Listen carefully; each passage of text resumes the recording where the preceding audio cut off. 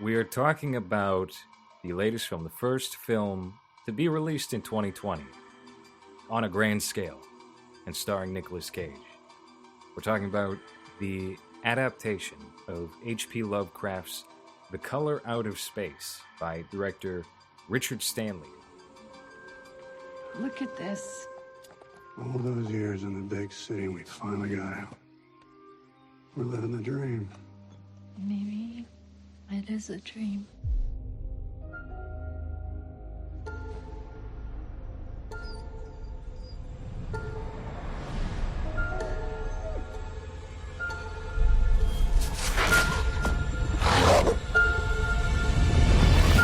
Then everything just blew up. Big flash, like a pink light. Or actually, I don't even know what color it was. It wasn't like any color I'd ever seen before. Looks like a meteorite. You think it's radioactive? I mean, it's from space, right? Meteorites are generally no more dangerous than ordinary rocks. How can something that big just disappear? Did you plant those? No. Ward, you come here for a sec. Oh, God. What are you doing? Shh. It's talking to me. Who's talking to you? A man in the well.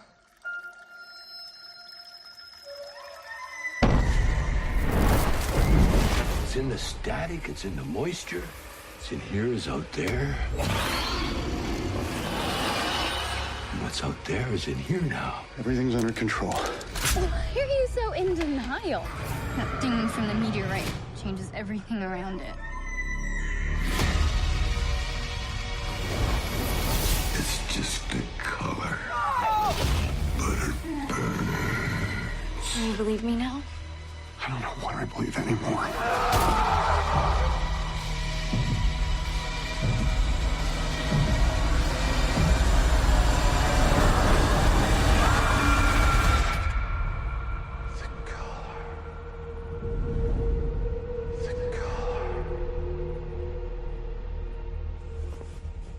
Everything's gonna be A-okay. Are you a fan of the Richard Stanley? I'm not very familiar with his works, to be honest. You never saw Hardware? Uh-uh. Hardware is a very good one. There's some good aesthetics to that and good character designs, good creature designs. The cyborg that is most known from that movie, it's kind of futuristic. I actually think it takes place in the same universe as Judge Dredd. Okay. I might have that wrong, but I feel like the characters in that exist within the Judge Dredd comic book universe. What is it called? Like AD 2029 or something along those lines? Sure. I'm not very familiar with that. I don't know. You're not big on the third-party comic book companies? It depends on the comic. This looks cool, though. I'm looking at images from it. What is it, like a cowboy cyborg thing? Well, Dylan McDermott, I believe, is the star of that movie, and it has this Blade Runner-esque feel to it. The hallmark cyborg of that movie is like a little beady droid thing that has an American flag printed or tattooed to its head, which oddly enough, they got rid of that American flag in a lot of the foreign releases of the DVD of Hardware.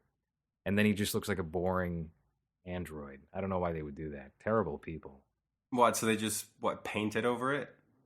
No, it's just gray. It's just gray. But in the movie, it's not gray at all. It's an American flag. I guess That's what makes it look cool. Okay. What were you going to say? No. That's just like, I'm really not familiar. That name sounds very familiar, Richard Stanley, and it's probably because of just,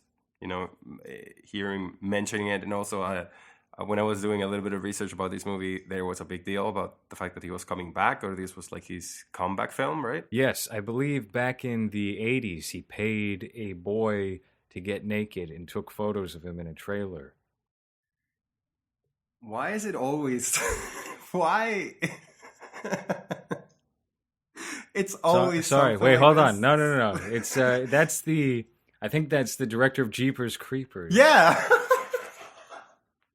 Yeah, that's fucking Salvio, whatever his name is.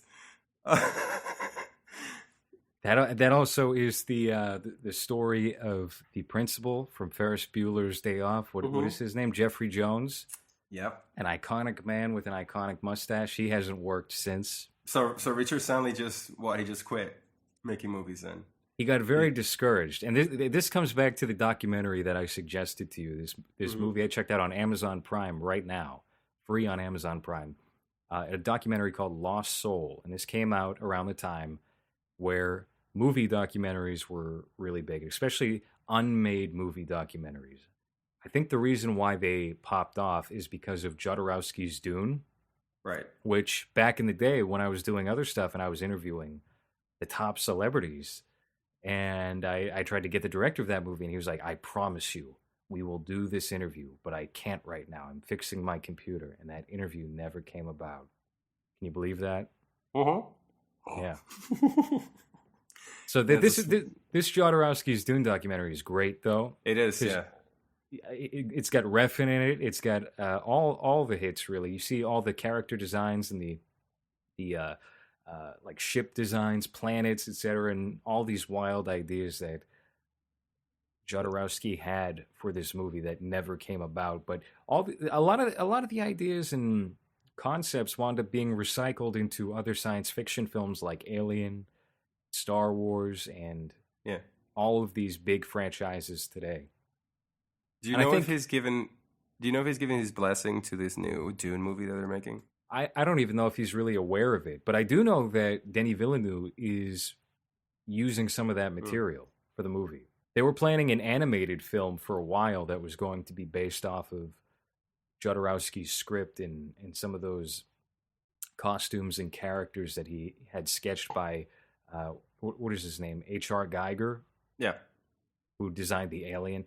He was in charge of a lot of that. So, I mean, something like that could be interesting. I would hope that a good portion gets carried over to Denis Villeneuve's Dune, but you would have to assume with somebody like Denis Villeneuve especially that he's going to want to do his own thing, to a degree anyway. It's interesting, though. It's a cool story. It's nuts, like watching that documentary. I've been aware of the David Lynch movie, but I've never actually seen it. But I didn't really know that it was connected to so much shit that Jodorowsky actually did until watching that documentary. And watching that, it makes you even a little bit angry with how passionate he is and how much work he's putting into it. And then producers are just like, yeah, let's just give this to someone that doesn't really care about it that much. David Lynch's Dune is an interesting case study because it's really the only movie he made where it's like intended to be a franchise or a big summer blockbuster, but he does his own thing with it. It was between that and Return of the Jedi, and he wound up doing Dune instead because that was unmined to that point. I don't even... I think he had said, too, that he didn't even read the book. Like, he didn't really... like, same with Jodorowsky, who just bought the name based on the idea he had in his head of it alone. David Lynch, I don't think, was very familiar with the material before signing on to do that, and it turned out to be, in his opinion anyway, his greatest failure. He tried to take his name off the finished product and do an Alan Smithy, which wound up going through for, I think, some of the TV versions of that. But ultimately, his name is attached to that, and it is very much a David Lynch movie. You have Kyle MacLachlan as the lead. There's so much weird stuff and weird choices. It's David Lynch's birthday as we're recording this, by the way, and he released a short film onto Netflix. Did you watch that? Not yet, no. What's it called? What Did Jack Do? Yeah, it's interviewing a monkey. It's him interviewing the type of monkey you see briefly in one subliminal sequence in Twin Peaks Fire Walk With Me. I like posting that monkey every so often on Facebook. But, we got to get back to Richard Stanley. So, back in 2013, Jodorowsky's Dune comes out, and it is followed up by a similar film called The Death of Superman Lives, directed by the late John Schnepp, who was really the only likable person on the entire Collider panel, and that is why the show is dead now, currently, why they're doing new, exciting ventures, or whatever, however they describe it, scripted programming. Yeah, I would love to see what John Campea and what's his name, Roca, who obsess over lightsabers have in mind for scripted material. Sounds great. The death of Superman Lives comes out. I have no fucking idea who you're talking about. Isn't Collider a website? I'm so out of this whole internet like creators bubble of it. Every time you mention you're old now. You fell asleep twice during this movie we're talking about. You decided to break and take a nap twice for the color out of space. So these are things that happen with time. It's just like I want to dunk on these people too. I just don't know who they are. They're not even worth it. They're going to be unemployed shortly. So The Death of Superman Lives comes out, does the same idea as Jodorowsky's doing. It's like, this is a crazy movie that almost happened. And they get Tim Burton, they get Kevin Smith. I don't think they got Nicolas Cage for the interview, which is unfortunate. And it's a pretty good documentary. And then other people decided to do documentaries on movies that did come out. And you see a Pet Sematary documentary that honestly is not very well done. It's by a guy who actually has an It documentary coming out this year, but that's poorly timed in my opinion. It would have been great to sandwich it right between the two movies where people were still high on it. And I feel like It Chapter 2 really murdered all the buzz around the It series. Do you think they were thinking of doing a Stephen King shared universe? Sure. Yeah. Because that has to be dead. After that Pet Sematary movie that was boring and slow, and this It movie, I still haven't seen it. But again, it didn't get the hype that the first movie did. So I'm assuming it's not as good. And you told me it was not as good. You can just observe the energy around these things. I don't think and you added that caveat when we were talking about the Oscars. Like, you don't know really any of the fine details of these movies because you haven't watched them. But I still think you don't even need that so much as you can guesstimate what the feeling about these things are and what the reaction is and what the future of them might be just based off the vibes that surround them. Because also with Dr. Sleep, that was another bomb. And weird, questionable timing, I guess. I wouldn't expect that to be released close to Christmas, but if they were thinking of doing a shared universe and pacing them like that would make sense if that wasn't a piece of shit that just died. And also, how underwhelming the other movies, the other Stephen King related movies that came out have been. That's probably a dead idea now. And hopefully they'll stop making his stories into movies because they just don't translate. And I think there's enough examples of this where it's like, enough, like it's time, let's stop it. Well, with The Shining, at least, I know firsthand that they were trying to shop a Shining miniseries around. But we know for a fact now, we didn't talk about this, we never did a follow-up podcast to Dr. Sleep after we kind of broke the news that this was a turd. No one else was talking about it in those terms. We were the first ones. And then eventually people started to catch on. And then eventually the director, Mike Flanagan, caught on and blocked at least me and you, or was it me and Jake? I don't remember. Did he block you? I think he might have blocked you. You always get blocked. If you're the lone survivor here, then that's kind of twisted. Jerry got blocked as well eventually. Oh no, he came out the gate. I think I did get. Oh no, I didn't. Wait. Whoa. No. That's not him. Hold on. It's Mike Flanagan. Yeah, if it's not showing on my thing, it means I'm probably blocked, right? Yep. Yeah, because I remember that I quoted his thing saying that it was not productive or whatever, like the negative discourse around his movie or some shit, and I just quoted it and changed it to Dr. Sleep. Like, I just added Dr. Sleep to his words, and then I got blocked. Yeah, I told him he committed the worst atrocity in film. Jake said something. Jake was trying to antagonize him, and Jake wound up in a conversation with Mike Flanagan. Actually, now that I'm thinking about it, Jake had his tweets rated by Mike Flanagan, where he was like responding to him and trying to talk him out of his opinions because he seemed somewhat reasonable compared to you and I. Oh yeah, I'm blocked. Yep. I just checked. So we had that happen. But what I was trying to get to was, if this Dr. Sleep movie had been a success, we would have gotten a Dick Halloran movie, a spin-off movie. And this movie could have been the key that would create what you're talking about, a Stephen King shared universe, because Warner Brothers owns the rights to everything The Shining, and they own the rights to It. Dick Hallorann is in It, and there was a scene that was apparently cut from It or It Chapter 2 that took place at the Black Spot, where it's a black bar in the 1920s or 30s, and Dick Hallorann hangs out there, and he's in the book. That could have been the launching point, but because this Dr. Sleep movie underperformed greatly, I don't think that's going to happen now. I think we dodged a big, huge bullet. But honestly, if you think about it, even before Eat came out, what was Carrie? Carrie came out, and that was also a bomb, right? The remake of Carrie was not very successful, no. So is it just that It was very successful, and then on the back of that is how these other movies? Because what other movie based on his shit? That Netflix one, right? There's a Netflix movie that was based on his thing. There was one called, I think the title is 1917, that was actually very good, and it was released the same year as It, the first one. There was also a third one that was released that was not as good. And then everything after that, I mean, it's been a pretty big couple of years for Stephen King.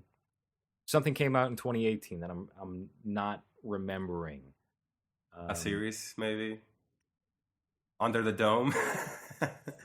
Under the Dome, do you ever see that? I'll tell you what. That fucking show. I tuned into Under the Dome for the first episode because I had read the book and I liked the book, and it reminded me of old school Stephen King, because everybody will tell you after his accident, his writing changes in a weird way, in a negative way. But Under the Dome had felt like one of those old 1980s novels that he had put out. So I tuned into that, and they completely butchered that book. Anything that CBS does that is scripted is bound to be cancer. It is atrocious. It's unwatchable. Yeah. And Dean Norris, that was his fallback right when Breaking Bad ended. That was terrible. That was a poor choice. That killed it for him, right? What is he doing now? Well, here's the thing with television. I think as long as you're on a TV show, people grow accustomed to you in a certain role. You're kind of dooming yourself. Even Bryan Cranston has struggled to really get work and define himself outside of that series. I mean, he did some movies. He was in Argo. But for the most part, what is he doing now? He's doing an Amazon series where he plays the bad guy. Aaron Paul, that's a very depressing case where he can't really do much of anything because he's always going to be Jesse Pinkman. What do you mean? I mean, he did Need for Speed. That was very good. But then also the thing with him is that character was perfect for him because he's a little dude with those bug eyes, and so he could play the Elijah Wood roles, but casting him as an action star, that's when it's kind of I don't know, I don't really believe him as a threat to anyone but himself. So that's probably not the right career path, and that's what I guess they were trying to do with this Need for Speed movie. I have no idea what else he did after that. What do you mean Elijah Wood roles? Are you saying he should do a flipper movie? Yeah, just the little creep. He just plays a little creep that it's likable for whatever reason, but he's got those eyes that you never know. Well, you know that Elijah Wood produced this movie we're going to be talking about tonight, Color Out of Space. His company, I believe the name of it is Spectre Vision. They also, I think, may have produced Mandy. And this film has the same editor as Mandy. It did seem like there was a weird trace of that going into this movie, aside from the Nicolas Cage element, obviously. It has a similar feel at times. I don't know if that has to do with the editing or the way it was shot, but at times it kind of felt like you were watching that. I completely agree. Also, Oh, go ahead. I found out that one of my friends was second unit director for this, Jonas Govard. I still don't know how.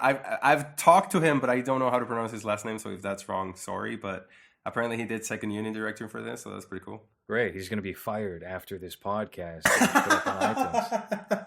Yeah. Shout out to my boy. He's doing music videos right now in Belgium. Where did they film this movie? I have no idea. Oh, well, it takes place in Massachusetts. Good old Mass. Well, there was a documentary that came out in, I think it was 2015 or 2016, called Lost Soul, which was about the island of Dr. Moreau. It was an H.G. Wells book. And that got adapted, and I vaguely remember this movie from the mid-90s because I remember the advertisements, and I was big on Batman. Love Batman. Val Kilmer, he's the worst Batman in the entire canon of WB films. But I was looking into what else Val Kilmer was doing. I wasn't very familiar with him. He did The Saint. That was another big mid-90s movie. Yeah. Saw that everywhere. It's just his stupid mug with like a blue filter over it on the video box. Spiky hair. Yeah, spiky blonde hair. And the other one was The Island of Dr. Moreau, which toted both him and Marlon Brando as the stars. And Richard Stanley, this was his passion project. He had been trying to get this rolling for a minute. New Line Cinema greenlights it. And everything that could have gone wrong went wrong with this movie because of the two people that he cast, Marlon Brando and Val Kilmer, both of whom are notoriously difficult to work with. And in this case, especially Val Kilmer. So Val Kilmer's brought in after the fact, okay? Stanley, he has a good rapport with Marlon Brando. Marlon Brando, who refuses to memorize lines. In Superman, he had the lines written on the baby's diaper, and he was just reading the lines off the diaper while being filmed. And then there's a movie from the 90s as well. I forget the name of it. He's sitting down in every scene because he refused to wear pants to the set. He would show up in his underwear, and he would do things like, I demand to eat in every scene. He's just Marlon Brando. He's an icon, a legend, and you can't say no to him. Good for him.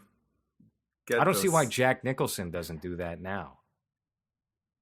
He's probably not there mentally anymore, so that's probably why, he doesn't know if he should be reciting the lines or not shitting his pants. Have you seen the photos of him at like Lakers games now where he's excessively wide and he's like get his pants halfway down and he's living the life, dude. He still goes on like boats with hot young women, even though he probably doesn't even know what the fuck's going on, and just with alcohol, and he's just old and just fucking living life. Good for him. He's the best. Yeah, he's the king. No one is better than Jack Nicholson. But Marlon Brando would do this. He would show up and he would act in this manner. But he liked Richard Stanley. He was cool with Richard. He respected him. It was very difficult to get his respect because he had dealt with so many Hollywood types. Right. This isn't unheard of. There are certain actors in Hollywood, certain filmmakers in Hollywood who just don't vibe with the traditional Hollywood type and will go out of their way to not give any effort, to just treat it like a payday, as they maybe should. Collect their check at the end of it, and then that's it. They don't do any promotion, nothing. Mickey Rourke is one of these guys. Mickey Rourke is difficult to work with if he does not respect you, if he thinks you're in it for the wrong reasons. He gets very fed up with the system and lashes out at the directors and the producers, whoever is hiring him, essentially. Vincent Gallo has been shunned. Well, he put himself in exile for similar reasons. He doesn't want to have to deal with people in that business or the public that eats up whatever they put out. So Marlon Brando is one of these guys, but he respects Richard Stanley. They have a good rapport on set, and the movie is going to go underway. And whatever problems are going to arise, they're not going to be from Marlon Brando. But they still have one big role to cast, and they get one of the biggest stars in the world at that time, Val Kilmer. And Val Kilmer, he's a creep. And he went out of his way to try and alpha the director on every decision. There's a scene, I think they were talking about in the documentary, where Richard Stanley literally just wants to do like a panning shot of one of the actors. And it's not a panning shot. It's probably something else equally as simple. I'm paraphrasing here. He just wants to do a certain kind of shot of one of the actors. Very simple. Val Kilmer goes, yeah, that's not going to work. And then he just refuses to do the scene until... There's some, like, he's one of those guys. He did something where he just decided in the middle, between doing takes, he just held his lighter up to some guy's ear and started burning his ear. They described him as a prep school bully in this documentary. And it's very easy to believe. Everything based off of, lore surrounding Val Kilmer. Yeah. Well, this was Top Gun Val Kilmer, right?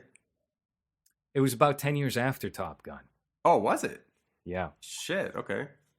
This was right after Batman Forever, I believe. So 96, 97. He's coming off the heels of what was really like the one of the biggest movies of the year, one of the biggest movies of the decade. It saved the Batman franchise because they thought that they had gone too dark with Batman Returns. Believe it or not, yeah. And he had all this arrogance, he had all this ego, and he knew that he could just push people around. So Val Kilmer doesn't like Richard Stanley. Then what happens is Marlon Brando's child dies. Marlon Brando excuses himself from the set, and during that time, New Line Cinema socially engineers a situation in which they have to fire Richard Stanley. So they bring in John Frankenheimer instead, and the movie just falls apart from there. So Richard Stanley's very butthurt about this experience, and understandably so. They try to fly him off the island. He doesn't even leave the island. He just goes into hiding and then comes back as an extra in a costume. It films the movie with them. Oh yeah, I've seen that. I've seen that documentary. I was everything you're saying sounded familiar, and I was like, I've seen this before. But now that you mentioned that, what do you think? Okay, sorry. Let me just finish, and then I'll ask you. No, go ahead. What is the question? Like, it's curious because I've watched that movie, and after I saw it after that documentary, and I remember that it's a mess, but it's not something that couldn't be fixed. Like I'm surprised that no one's tried to do it in modern day, where every issue that they had would be resolved easily with modern technology, I guess. But that movie just ended there. Like that story. Like have they ever tried to do it again? Do you know? Most of, if not all of, H.G. Wells' works are in the public domain. Oh. So there would really be no reason not to. Especially because of what you're saying. A lot of that could just be resolved, and I'm not advocating for CGI, but it could be fixed with CGI. You want to do monsters or something? That's so simple to do. Oh, fuck. The monsters of that movie. It's great. Apparently, it's in production right now. They're the writer for the creator of Sleepy Hollow, the series on Fox, is writing. Yeah. Oh. It's writing this Island of Dr. Moreau, but it seems to be like a TV production, TV movie. I don't know. It's very vague in development, but. Yeah, it's that guy, so I'm not excited about it. I just think that the idea is interesting, and it could easily be done. Maybe not easily, but not with as many issues as this movie had because of the time and equipment, how uncomfortable everything was. And where was it shot again? It was somewhere in New Zealand. I'm fairly certain. And it's understandable why this movie would be difficult in the 90s. Again, before CGI. Nowadays, you would just have a couple of people in bodysuits with a little dot here and a dot there, and then you have your monster. In this time period, when they're making this movie, you're wearing probably 100 pounds of makeup and rubber bodysuits, and you're out in the middle of New Zealand in the summertime. Australia is. In Australia. It's almost been 30 years to do The Color Out of Space, which is just called Color Out of Space. And it stars Nicolas Cage. It stars some lady who was doing a lot of work in the 90s, whose name I cannot think of right now. Did you recognize that actress? Yeah, but I thought it was Laura Linney at first, and then I was like, no, that's not Laura Linney. That's Laura something else, and it wasn't. Hold on. No, she kind of looks like Laura Dern, if Laura Dern had aged poorly. Laura Dern, yeah. I had the same Joely Richardson. What has she been in? Let's see. Nip Tuck, Event Horizon. The Patriot, Maggie, Christmas Survival. Oh no! No! Fallen Snowden. She was in 101 Dalmatians. Yeah, is that the one you remember? Maybe, I don't know. I can't really think of any of her characters. I know she's just that lady. I think I might recognize her from Nip Tuck. That might be the role she's most known for, because I'm pretty sure she was a regular on that show. Like she played one of the protagonist's wives or something. So she's certainly not a bad actress, but she did not age well. What a dick, but I agree. So in this movie, This film is about a family that lives out in the countryside of Massachusetts, New England. H.P. Lovecraft's home. He's from Providence. He went off to New York for a little bit, went crazy because there's so many minorities there, and he's a known racist, a known white supremacist. Everybody knows that about H. I mean, that doesn't stop anyone from adapting his works, but Yeah. he's got that kind of problem. And interestingly enough, one of the leads in this movie seems to be a black man or a mixed race man who will, and we're going to be spoiling the movie, is the lone survivor of the film. I'm not even sure really how he does survive. It felt... Yeah, he aged a bunch too, right? By the end, he had like a salt and pepper goatee for whatever reason, and like a little tight afro. So, but the star of this movie is Nicolas Cage, and also the girl who plays his daughter in this movie. What's her name? Leviathan? Old bitch face? It's, She has like an old lady face. Madeline Arthur? sure, that's the girl from Hereditary, right? No. It's just another weird looking white girl. Oh. She was in oh wow, there's a Snowpiercer TV series? Oh, no. Yeah, they're doing that. It's going to be on TNT, so they know drama. Oh. All right. Well, her. I also thought she was someone else. What's with this movie and getting actors that look like other actors? We're just like, that kind of looks like, is that? But it's not. She was on the ABC drama The Family and was the daughter of Amy Adams' character in Big Eyes, the Tim Burton film. The one movie he did that wasn't... I mean, it was owned by Disney. I think it was the Weinstein Company that put it out, but it wasn't Disney characters.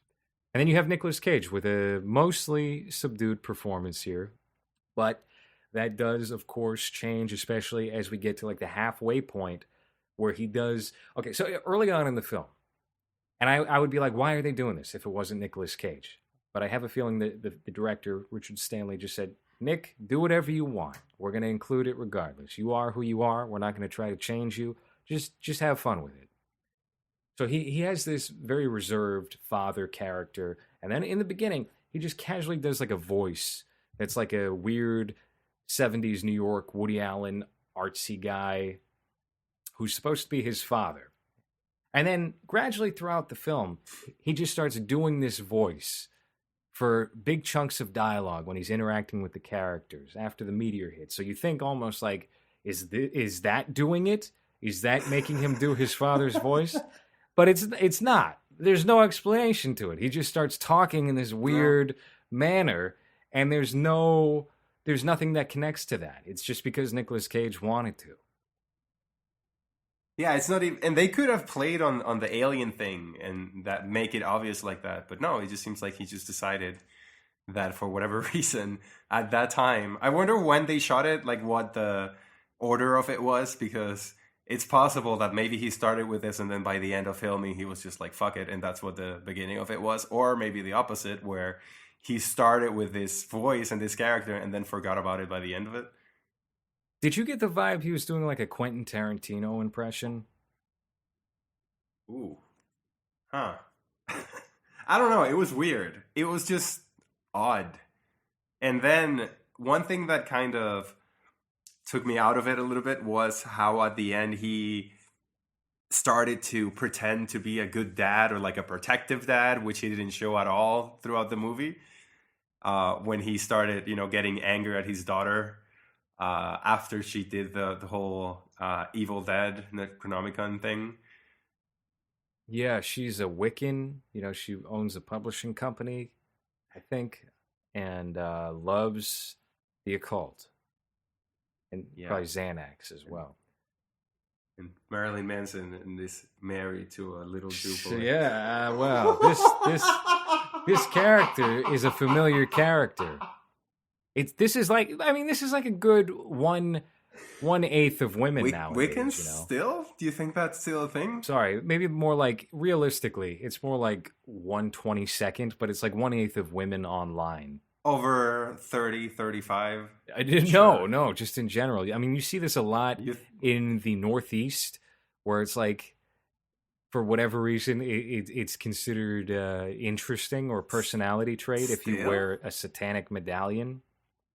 Because that was a thing when I was a young man. I know. And that was a long time ago. I'm aware. So I'm confused as to how that's still a thing. Is that just a Northeast thing? No, it's probably out west. I mean, Portland's likely huge for that. I think it's just a faux rebellion. It's safe rebellion. It's being able to, push somebody's nose in it and not really have to worry about any kind of repercussions because nobody cares. Exactly. Well, that's the thing. Does anyone give a shit? My last place of employment, we had a coworker that was this. She was like maybe 6'2", and a bit on the heavier side, and she would always wear like this weird goth dresses that just looked uncomfortable. And where I lived, it's like the hottest part of Costa Rica on that part. That's not part of the beach. So every day she would just show off to work, and it would just be sweat. So it's just this big girl sweating because she had to wear those goth dresses or whatever. And it just seems very inconvenient. It seems very 2019 it was. I can't imagine anyone doing it now. But it's still kind of weird that there's still those little weekends out there, I guess. I think these are just costumes that girls put on to hide their insecurity. Much like you can point to Lena Dunham and girls like her who get these really ratty, awful sailor tattoos all over their body because they don't like their body or they're trying to cover up stretch marks or something. Right. So they do things that are drastic like that. Although I would say, obviously, becoming a goth is the superior option because you're not putting ink into your skin indefinitely, So that's the character here. That's the girl, but it is a big family, right? There's a older brother and a younger brother who would totally be played by Jonathan Lipnicki if this was made. That's fuck that. I couldn't think of that kid's name, and since we started recording, I was like, "Fuck that kid! That kid was his name." Was he in My Girl? Or am I thinking of another nerdy kid? No, that was Macaulay Culkin. That Macaulay? That was Macaulay. Oh, was that Macaulay Culkin? Okay. Yes, but they had a similar look. He was a blonde-haired boy when he was young. And that's the kind of... Because Oh, go ahead. This kid looks just like a skinnier Jonathan Lipnicki. Yes. Who is like a MMA guy now, apparently. Have you seen him recently? As in he wears MMA shirts and shorts to let people know tough? No, as in he's like a little midget with abs everywhere. No, I haven't seen anything. I You thought can look him up, but yeah, I thought he would just go the way of like Frankie Muniz, where he gets really skinny and creepy, and his face stays the same, but he starts to go bald. Is that what's happening to my boy Frankie? Yeah, I mean, he was on Dancing with the Stars. I know he was in a punk band for a while, and he was playing like basement shows. I guess his parents spent that money from Malcolm in the Middle. It's fucking depressing. Is every H.P. Lovecraft story just about people going insane? I guess, yeah. With some supernatural element that makes them go crazy. Because I haven't read anything of his. I've in the past I think I read one story about Cthulhu, and I was like, this is stupid. This is too much. And I just sat it down, and I decided he was too over the top for me. It's written in a very grandiose, like very old-timey way where you have to get past that to... Like, if you're able to get past that, you might enjoy it, but it is a bit jarring at first when you start reading it because I guess you don't really expect that because it feels like that type of genre of book. It's kind of modern, or at least it's still kind of relevant, even though he was everything you said he was, but it was talented enough, I guess, for people to not care. Well, no, it wasn't even that. It was 1908, and that was everybody. Yeah, or that. Everybody was was naming their cats racial slurs. But still, like, has anyone tried to cancel H.P. Lovecraft recently? Yeah, I'm sure that's the thing. I mean, I was anticipating this movie. I've been looking forward to it for a while, and I decided to tune into a documentary that had originally played on the Sci-Fi Channel about H.P. Lovecraft, but was on YouTube. It was broken up into different bits, and they talk about his legacy, and they frame him as like a scared, fragile white guy who couldn't stand the fact that America was changing or whatever, and they do subtly like cancel him in that. So I just call him an incel. Yeah, and honestly, that's kind of what he was up until he got married.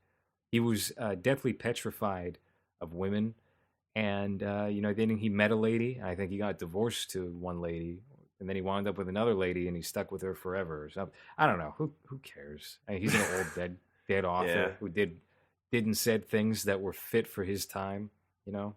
Well, it's like nobody giving a shit about Walt Disney being a anti-Jew. No, we don't talk about that. Yeah. Unless you want death on your doorstep. Yeah. Anyhow, The Color Out of Space is I don't know if I would necessarily say this is a consistently entertaining movie, especially considering the fact that, again, you fell asleep twice during this film, right in the middle. I don't think that has much to do with the quality of the movie, because I was entertained. It's just, I'm just old. I'm just dying slowly. I was entertained throughout, though. It did feel a little bit long at times, especially when things started happening to them. Like, I feel like that was a little bit slow at the beginning, and then once it started going, like, it just went too quickly. I don't know if that makes any sense. But I feel like it took too long to get there, and then once we got there, they resolved it very quickly. But I was not bored. Visually, it's really interesting. There's a lot of really cool shots and things that they did to creatively show, like, the point of view of the bug and different things like that were visually interesting. So I wasn't really bored by it, but it did feel a little bit long at times. Yeah, the visuals in this were fun. You cited one of the examples that I wanted to cite as well, where you're seeing the perspective of the bug, and obviously everything toward the end of the movie with the alien taking effect, and you have almost like a fractal effect on everybody as a result of this thing that's just really happening. It's all very cool, but again, you are completely correct in your assessment in that it takes too long to get to that point. There's a lot of character development at the beginning that and this will be maybe the one instance where I say this, I'm not really sure if we need it, because this is not that different of a family than any other family from a movie. The one exception is maybe the Wiccan daughter, and I guess Nicolas Cage by default. It's like, how much do we really need to know about the members of this household before everything starts to happen? Yeah, like, they try to make you care about them, but they didn't really show you anything that would make you care about them. Their relationship was very normal, was very typical family of, you have the goofy older brother, and then you have the little nerdy younger brother, and the girl is, like, rebellious, or, like, doesn't take any bullshit. She drinks coffee in the morning, so she's that type of character. The one thing that I thought was kind of odd, though, was that relationship between her and the main, I guess, well, he's not the main role, but, Well, he becomes the protagonist as we move through. I mean, once we're done with the family, and this is also a thing, too, where there's I guess how could you do this unless you just started jumping back and forth between whatever's going on in his life and the family's life, and then you would have perhaps more of an inclination of how things are going to turn out. But we don't get much development as far as that character goes. And I'm trying to find his name right now. I believe it is he Benny?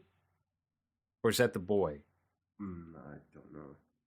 I think know, but I honestly don't think that character was even necessary. He doesn't really do that much. He's supposed to be the scientist that is sent there because someone complained about the water, right?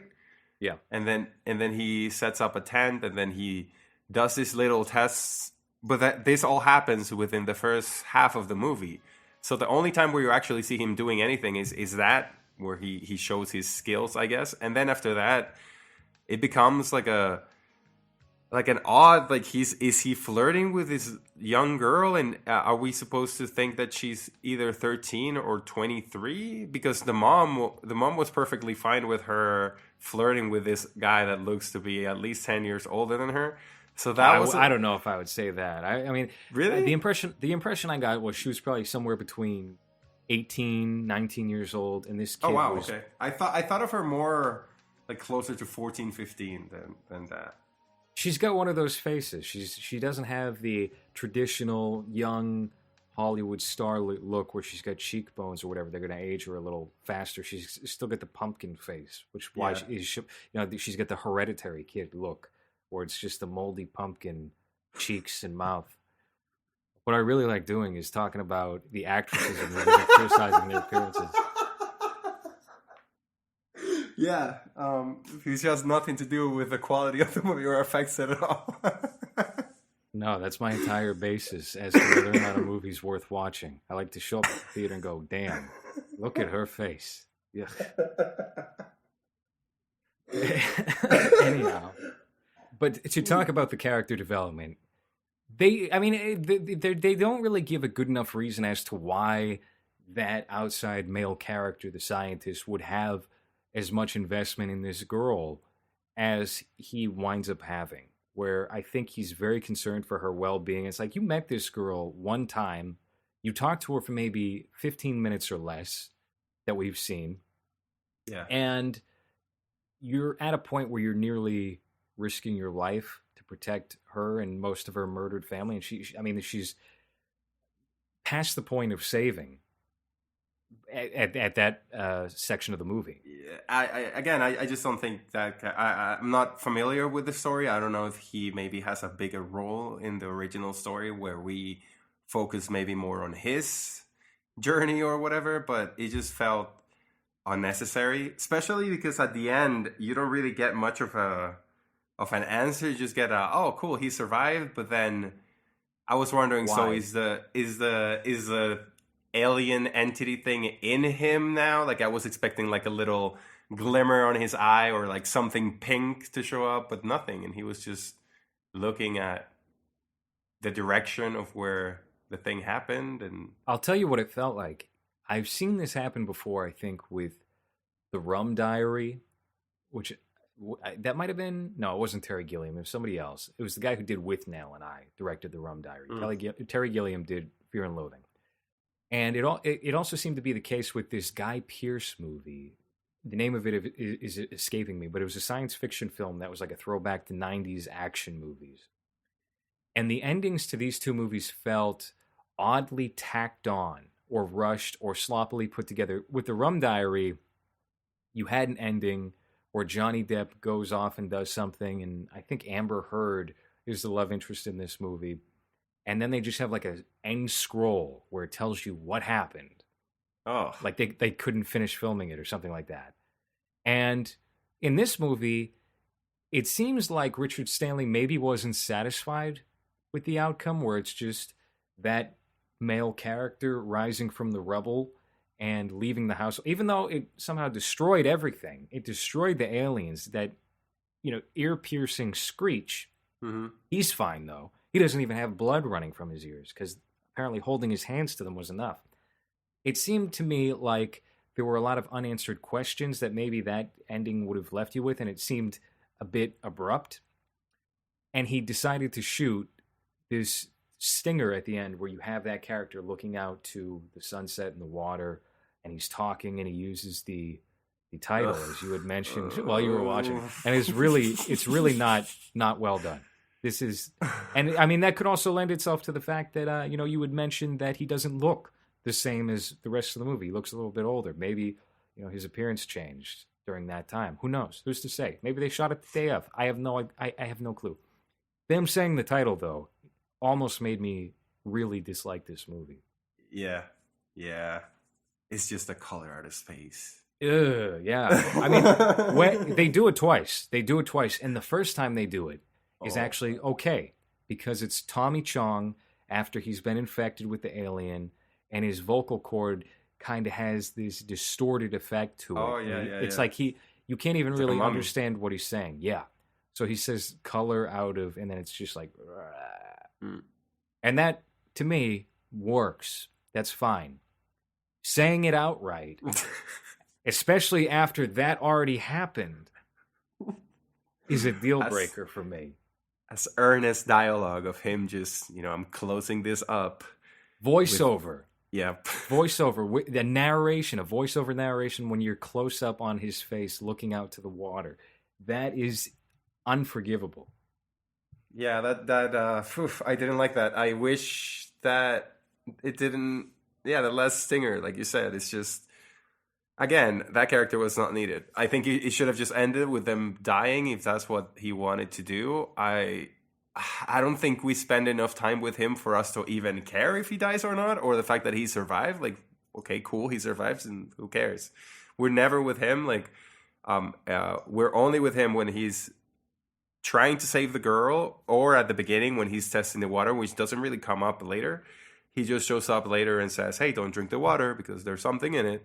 And that's it. Like, nothing else is mentioned about the water anymore. So I'm wondering if there's maybe an extra hour of footage that's left on the cutting room floor. That's just the story of this character, which would make sense as to why we would care about him surviving. Because it's a really weird ending where... I don't even remember why the alien exploded or why the alien did that, but... They don't explain it.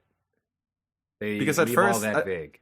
At first, Nicolas Cage shoots the thing, so he kills it.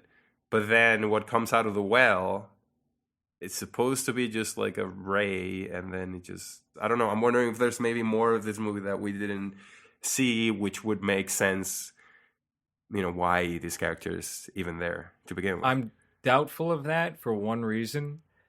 And also, let me throw this at you as an alternative.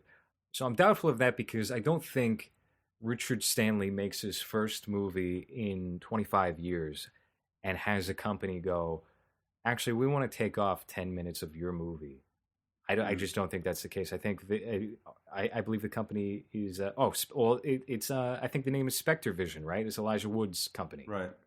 And I can't see Elijah Wood, especially, who's somebody who values story and filmmaking, being one of those guys. Maybe they did, but I doubt it.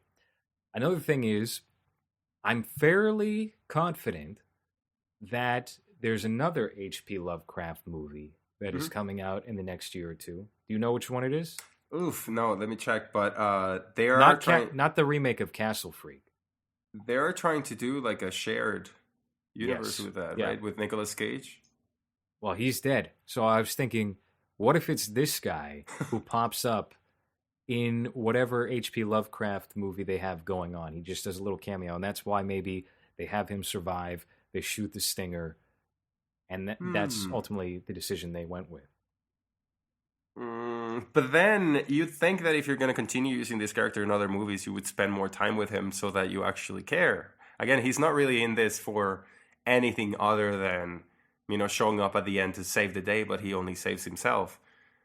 So I don't know if there's enough for you to think, oh yeah, can't wait to see this guy in another spacey cosmic thing, But you also have to take into account the horror audience, the sci-fi audience is not the same as the audience that will show up to an average movie or a Marvel movie where they need all of those preceding films or some kind of comic book that's going to really make the most out of this character and make him a big star in order to follow along or check something out.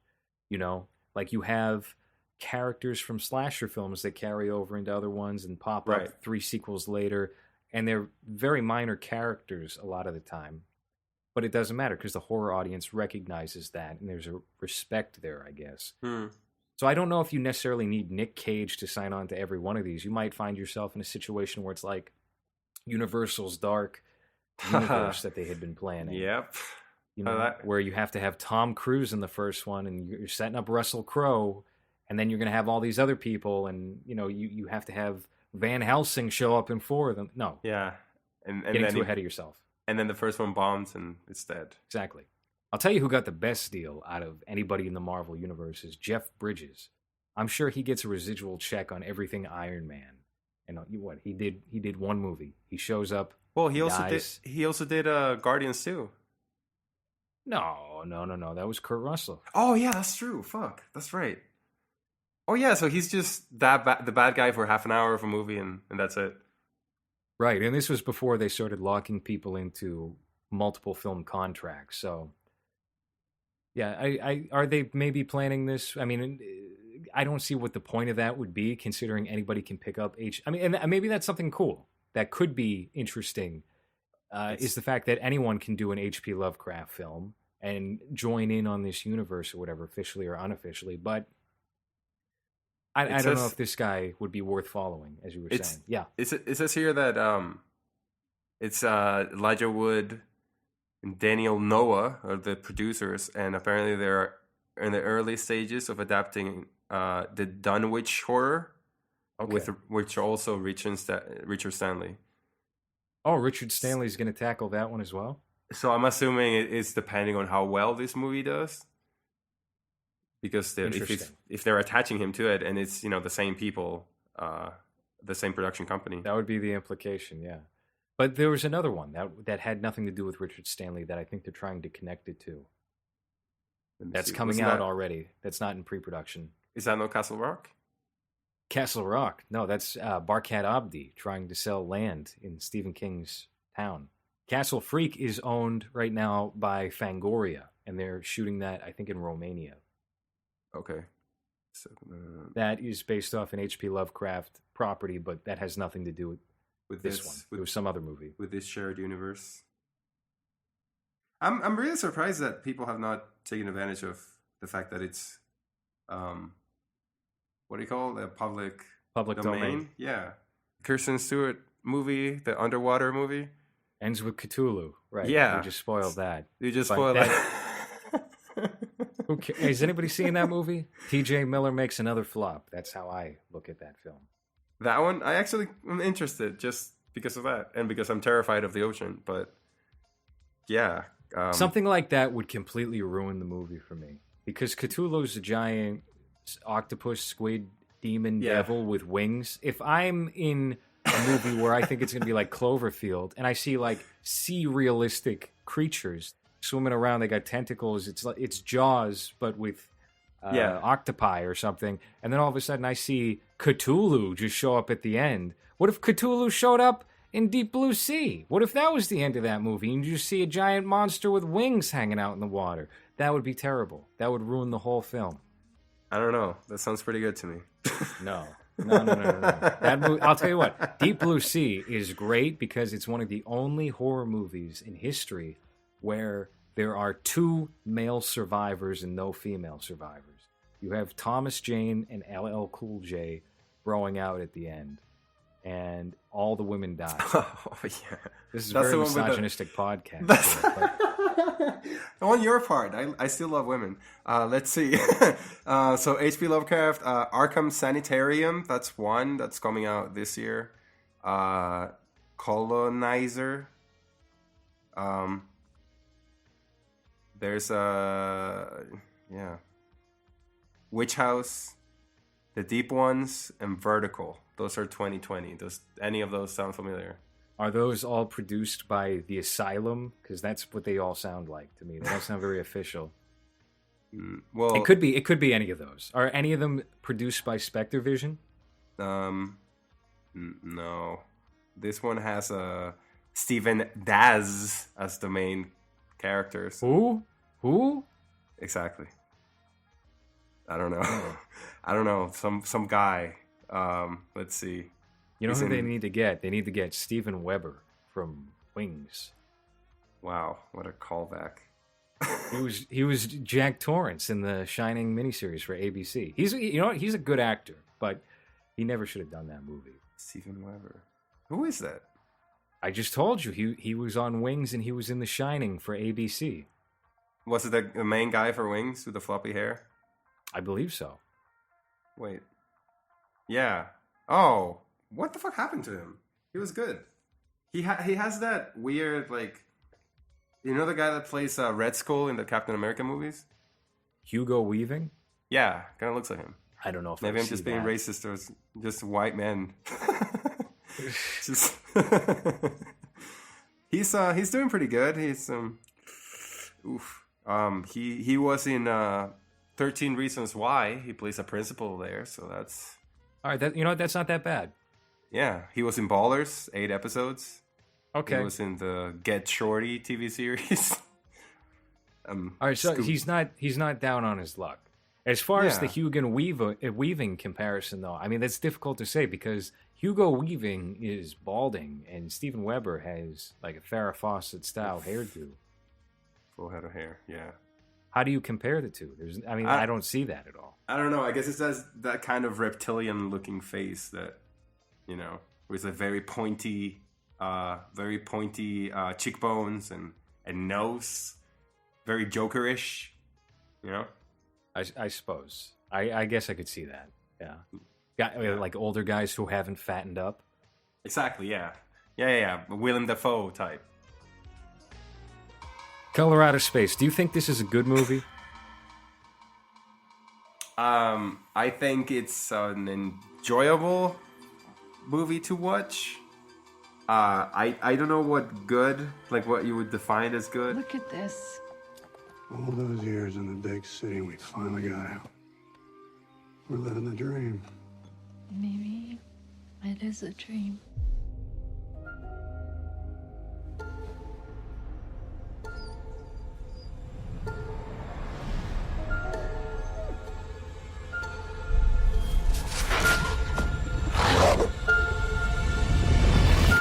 Then everything just blew up. Big flash, like a pink light. Or actually, I don't even know what color it was. It wasn't like any color I'd ever seen before.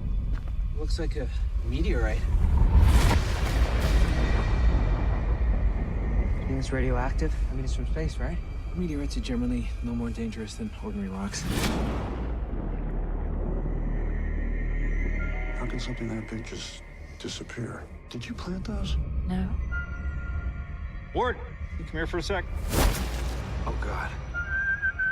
What are you doing? Shh. It's talking to me. Who's talking to you? A man in the well.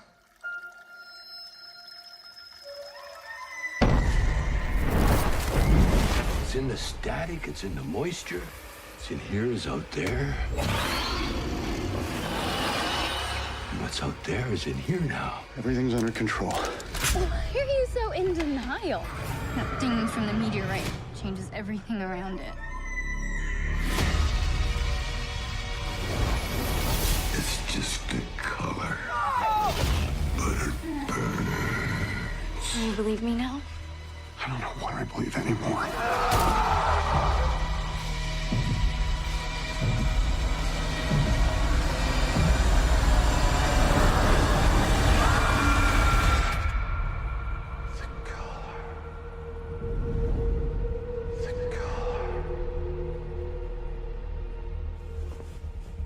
Everything's gonna be A-okay.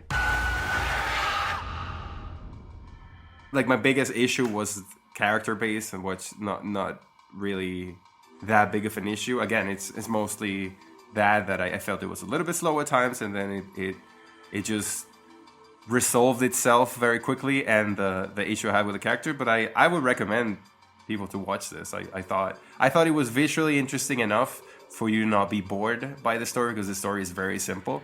And also Nicolas Cage with his odd performance of, half an accent throughout the movie adds a little bit to it. And I feel like that's what he brings to movies now. Before it was easy to just dismiss him and make fun of him, but now it's kind of interesting to see what weird thing he's going to bring to the character. So it's kind of worth watching it just for that.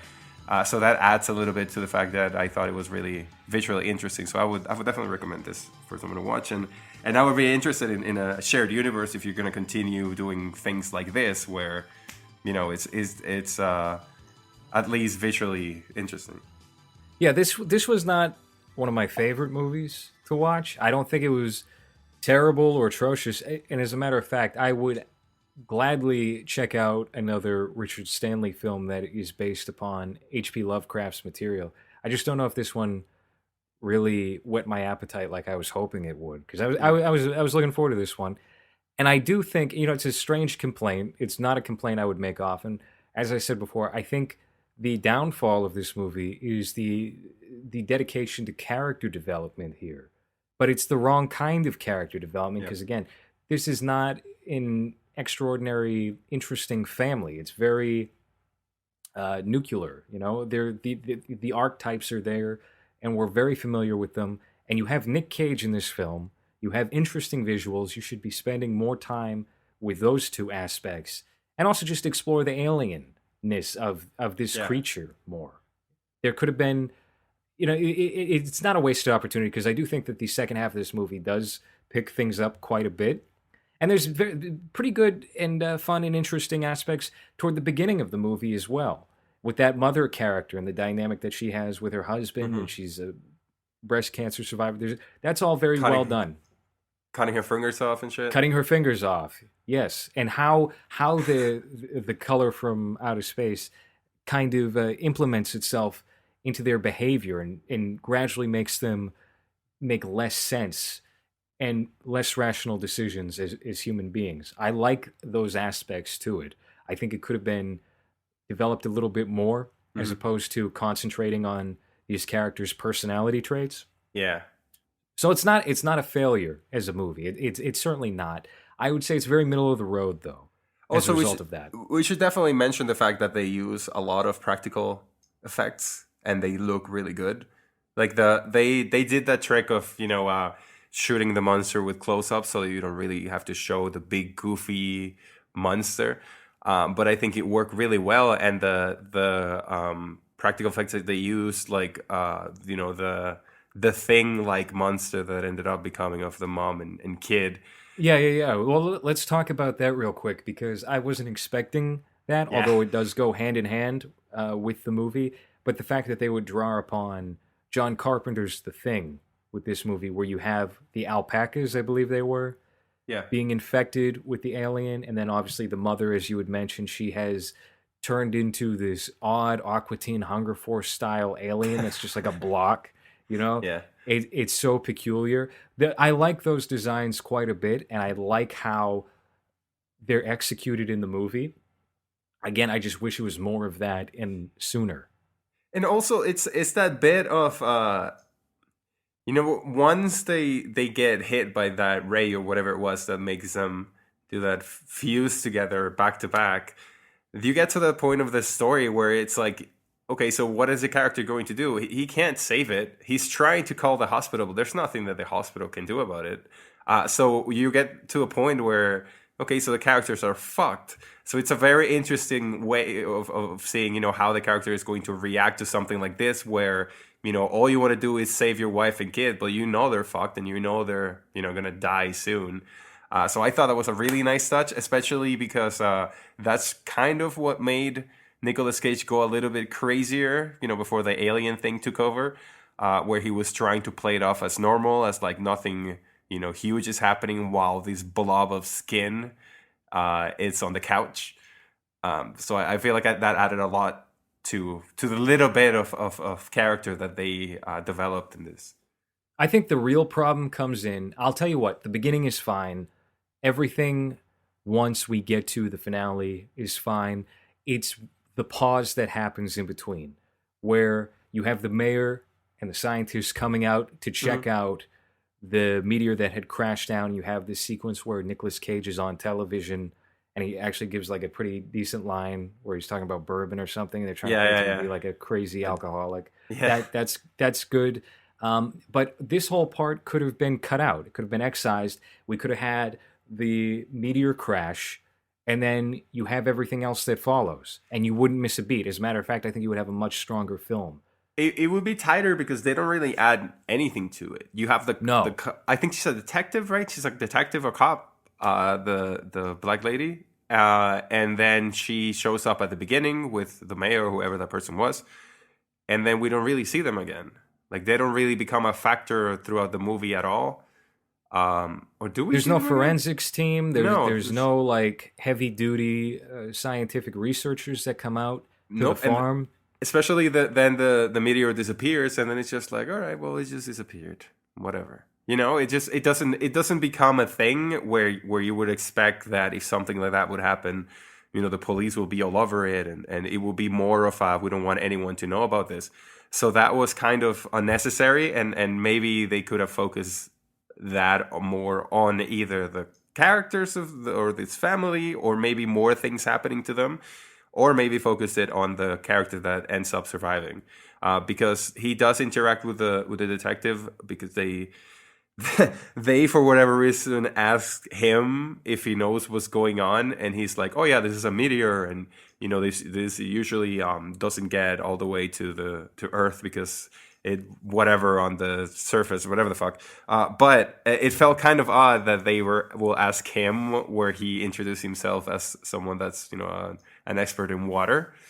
So that didn't really ring true to me a little bit. That was kind of odd, but at the same time, it's like, that's not necessary. If you're going to show that the authorities care about this thing, then you can't just do it at the beginning and then they just disappear and then don't show up at all throughout the movie until the end where the sheriff shows up.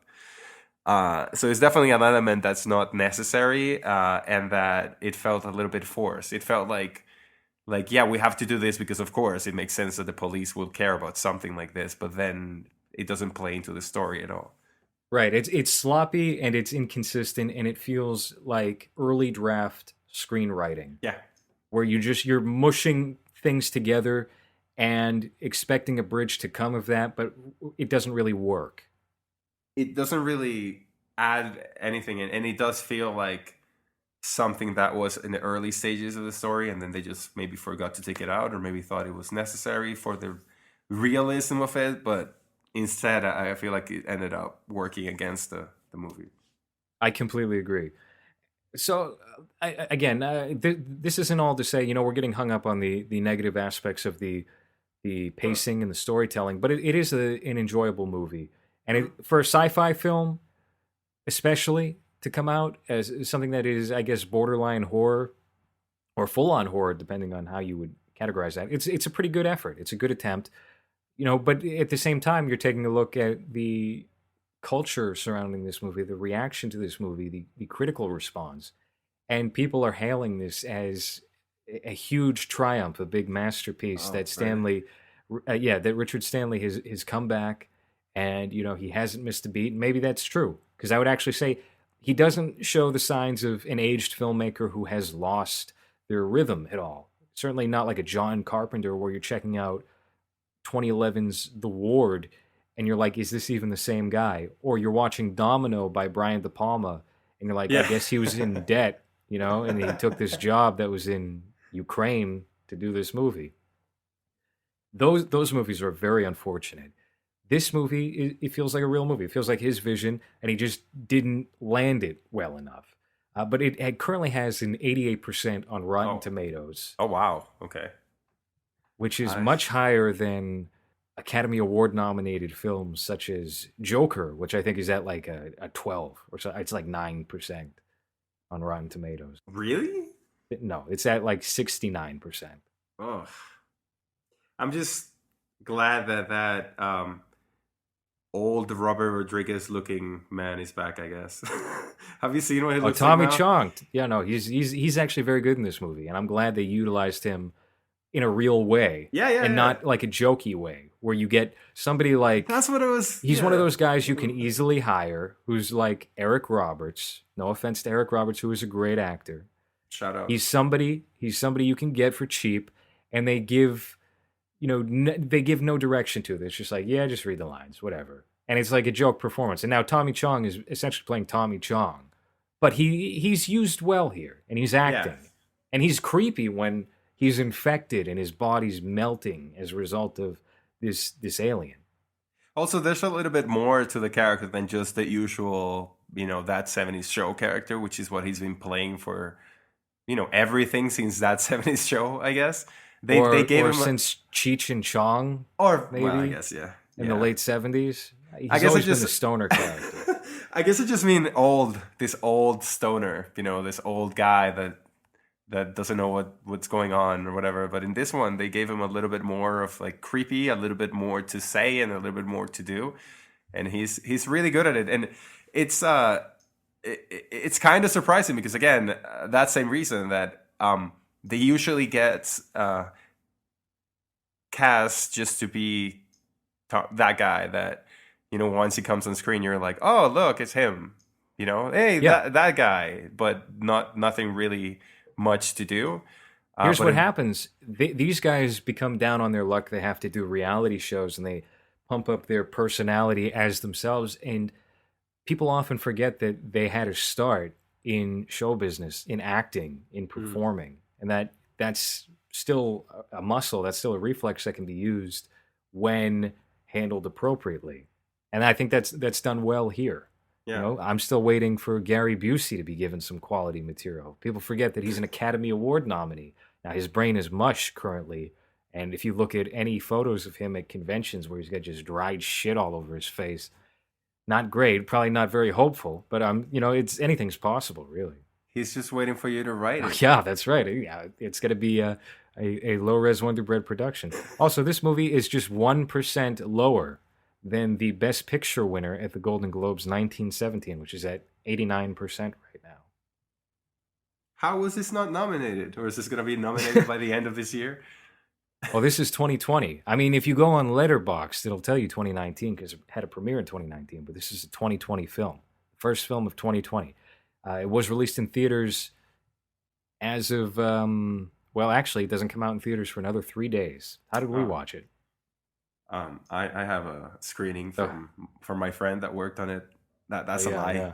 I'm gonna get him in trouble. I'm fucking get him in trouble. He's giving out bootleg copies of the movie. He hasn't even told me that he worked on it. Just getting him in fucking trouble. No, you know that theater. You gave his full name, yeah. It's that theater where we usually watch the movies that, you know, we have the Hollywood Hookup. And the Hollywood Hookup is Hans's cameraman buddy who likes to record videos from the set with his iPhone, and then composits his own version of the movie in iMovie. It's like Be Kind Rewind. Do you remember that Jack Black movie where they would just remake? Yep, that's it. No, it's like, you know how all those set photos and videos of Joker came out when he's dancing down the steps? It's like if somebody just did nothing but those and then put the movie out. That's what we got. That's what we're based. So anything that's negative, I mean, maybe we missed something. Yeah. H.P. Lovecraft. What was his cat's name? Pussy? I don't know. Faggot? I think it was worse than that. Was it? Oh, don't yeah. make me say it. Don't make me say it. Why are you going to make me say it? Say the word. Fuck. Anyhow. So yeah. Oh, speaking of racism, you know, racism is very, very popular right now. Did you know that Varg Vikernes Burzum is in this movie? What? Say that again. Repeat that. You're not familiar with Burzum, the music of Burzum? No. It makes me wonder if this was intentional because of Varg Vikernes' history and H.P. Lovecraft's history. Varg Vikernes, who murdered Euronymous and from prison did like 7 or 8 albums under the title Burzum. He's featured his music's featured in this movie. The girl is listening to Burzum at one point early in the beginning. I have no idea what you're talking about. Well, you know, ask Jerry. Jerry's big on those matters. Black metal scene, Norwegian. Okay. Classic. Early 90s. Oh, is that the... Go watch Lords of Chaos. Is that the Emperor guy that killed himself or killed people and killed stuff? The Emperor. I don't know. I think that's every... Rise of Skywalker now. He's back. The Emperor. Oh, geez. Hans is dying. Oh, my God. Ew. Ew. I can see his crotch on the cam. He just laid back. Unbelievable. He's having a coughing fit, spasming. Are you all right? I'm just giving you a show. Yeah, I'm good. Do you watch the last Skywalker, whatever it's called, The Return? What is it? The Return of the Last Skywalker? No. I started watching the first 40 minutes of it while I was on a train, and I was like, I'm tired of this. And I just decided to do some work instead. So I can't really comment on The Rise of Skywalker. I haven't seen it, but I've seen enough reviews of it where I think I know everything that happens already, and nothing about it makes me want to see it in the theater. So even though it's still playing here, it's just I I'll wait until my theater can, get a decent enough coffee to watch it. Sure. I mean, what's the point? What are you really going to gain from a theatrical experience from that kind of movie anyway? Right. You're not going But to be you surprised. sucked. I guarantee you can probably predict everything that's going to happen. I will say, though, I was watching it, and it wasn't as bad as people were making it out to be. But you stopped. I did stop, but that's just because I have Star Wars franchise fatigue in general. So I had other things to do. Maybe I'll pick it up when it comes out on Blu-ray. Doubtful, but I haven't missed one You're today. gonna buy it? Nah. I said when it comes out on Blu-ray. That's when that's when your source will probably get the hookup, So Right. True. Okay. I thought you were gonna go all Criterion collection. I can't wait for that. The J.J. Abrams Ryan Johnson trilogy gets the Criterion treatment. Why not? Yeah. Anyway, Color Out of Space is a decent movie. I think it's a fun watch. You'll be entertained. There's a lot of little cool things that the director did with it. So I was entertained watching, even though I did fall asleep twice. But watch it, and I'm actually really interested in seeing what they're going to do with this. I have an H.P. Lovecraft book, but a H.P. Lovecraft book. But the same thing happened with me that it happened with you. You just start reading and you're just like, oh no. I bought it just for that reason, because of, the stories that are known as gray horror stories or sci-fi or whatever. And as soon as I started reading it, I was like, I don't know if I can get past this verbiage or just the way that he describes everything. So that book is currently sitting over there, and I'm It's very dorky. It's very dorky language in the books. It reminds me of everything I don't like about Portland, which is not his fault. But everyone is inspired by H.P. Lovecraft, except, they join Antifa. So that's not entirely a one-to-one comparison. But there's so much about that scene in the current sci-fi indie writer scene that is nauseating to me, because it's all just a copy of a copy of a copy of it, like trying to do the Lovecraft thing today. right. And it's tiresome. And it's made me, it's put me off to his material.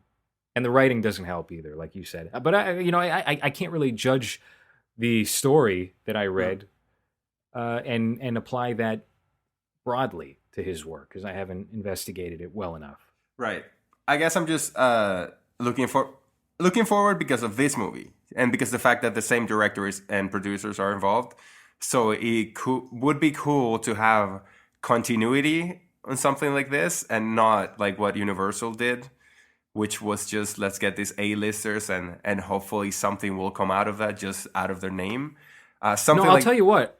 I'm in the same position as you, where even though I'm kind of lukewarm on this movie, it has upped my interest in checking out classic horror literature and the upcoming adaptations that these more independent-minded companies that operate away from the big distributors, what they're planning to do with these properties.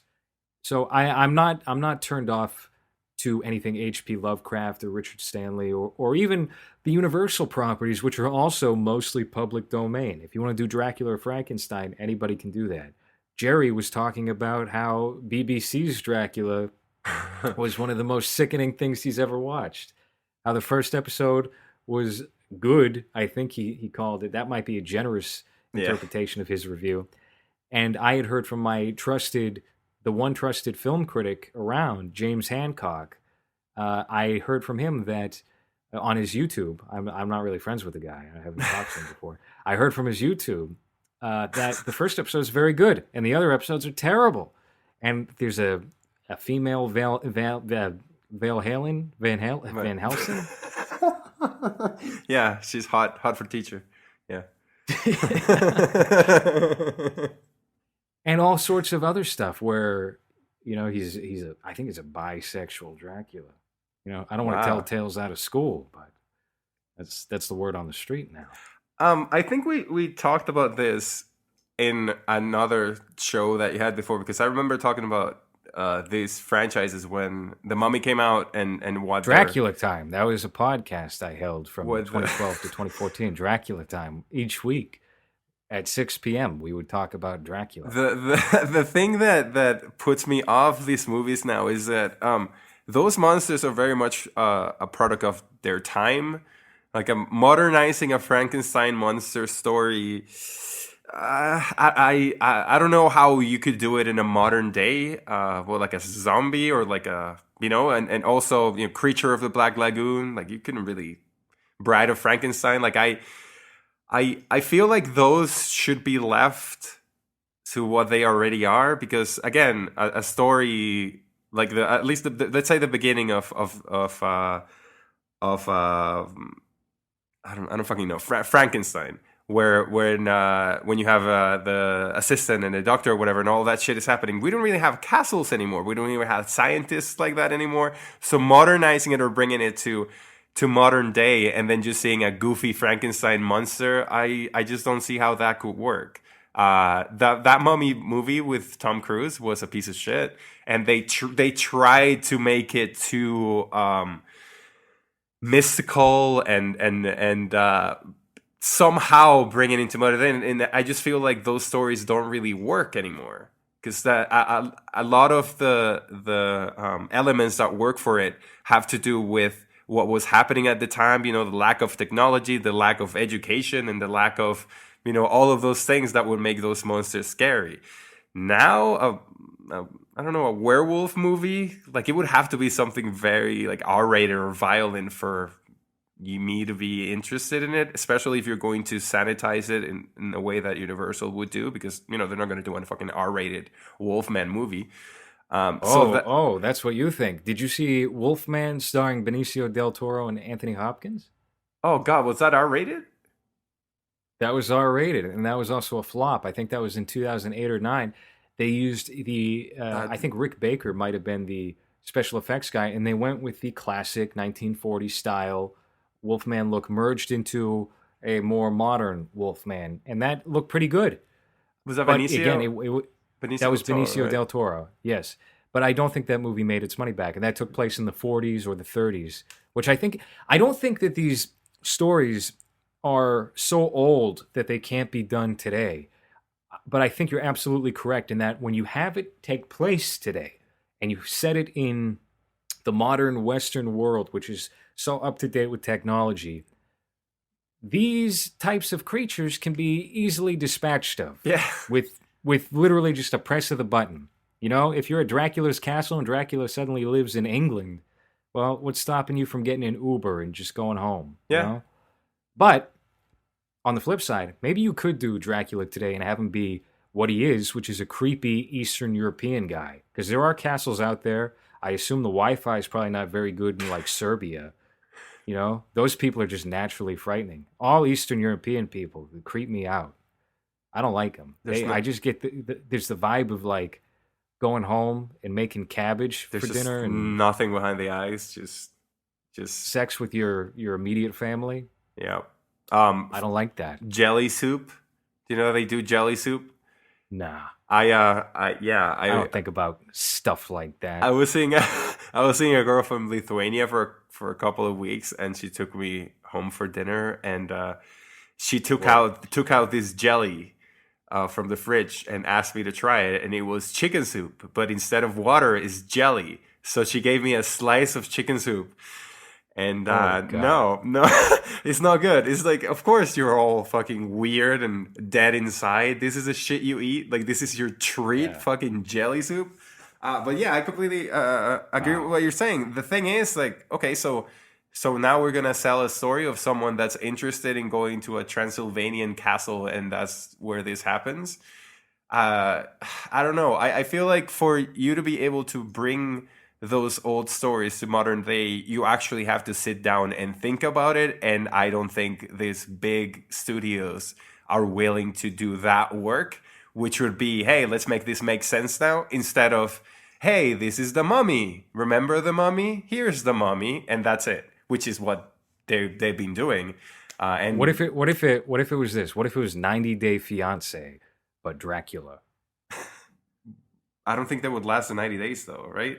I don't know. I remember there was a fat blonde woman from Florida who went over to Saudi Arabia to be with some 22-year-old guy. That's all. I mean, it could happen. No, it's not that. Let me tell you exactly what happened. There's a 60-year-old woman. There's a 60-year-old woman who started flirting with this model from India. She went to the bank and talked to the teller and was like, okay, so with my savings, how long could I live in India? And she was like, about a month. And she was like, perfect. So I'm going to just pick up my shit, got everything, sold everything, moved to India. And when she got there, she was being catfished by this little chubby man that was not the model. And then the story is just her. And also he got away from his family to be with her. But then his family was like, hey, where are you? So then he had to leave her alone. Oh, no. See, this is. I know what guy you're talking about. I saw that. That was on the same episode. I'm talking about. There's a 50-year-old overweight Florida woman who meets a guy who's a good-looking guy, and he's the real deal. And she's got a son, and she's like, "Sorry, son, he's my son now." And then she just lived with that guy in his family home. The one that took out a vibrator and was like, eh? And the guy was like, "What the fuck? What the fuck are you doing? What the fuck?" Yeah. Yeah, she was about to get stoned, pulled out into the streets, and executed. Yeah, that show's great. I love that. That show's wonderful. But on the topic of Dracula, Dracula could be done. I think you could do a really classic, and this is really where people get tripped up because they want to do the modern vampires and they try to make Dracula sexy or whatever. Yeah.